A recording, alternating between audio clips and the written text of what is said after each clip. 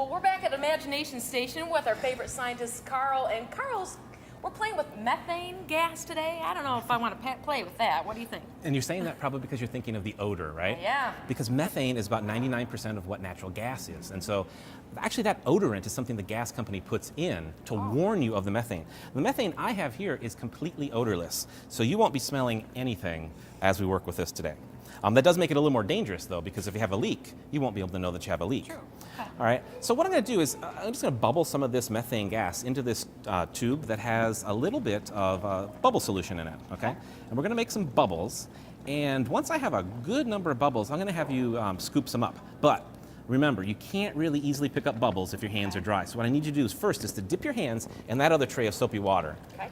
That way you'll be able to gather up as many bubbles as you can. Now remember, this is a flammable gas you're going to be holding in your hands. Okay, so I recommend you hold it away from your body, and let's get a little bit more. Oh, okay. More is always better. More is better. Come on, Okay, Carl. so try to scoop out as much of that methane as you can. And just put it in one hand? Just put it in one hand. One hand will be far more interesting.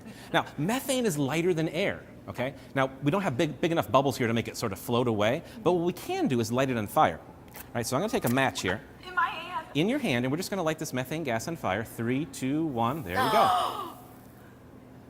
Now, the cool thing, besides that big pillar of flame, is the fact that your hand is not burnt, right? I'm still shocked. Okay, so your hand is not burning.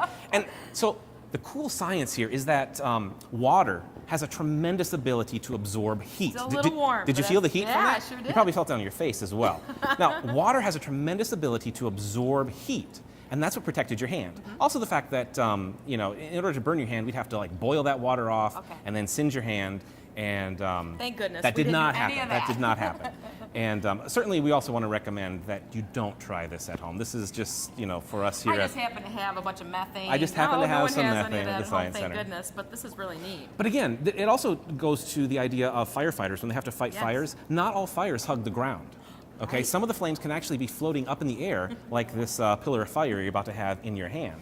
And firefighters actually use methane in this way to sort of practice fires that are a little bit tricky. Just use one hand. Just burrow down in there. Just burrow down in there. All right. And so you can imagine this pillar of fire happening inside a building, hitting the ceiling, transferring across the ceiling, and that's just an added bonus there that we get it. We got rid of the extra methane. Throwing that fire all over the place. You're getting kind of crazy. So much fun. I'm sure everybody at work wants to do this too. But don't try it, right? Don't try it. No, Don't try no. it.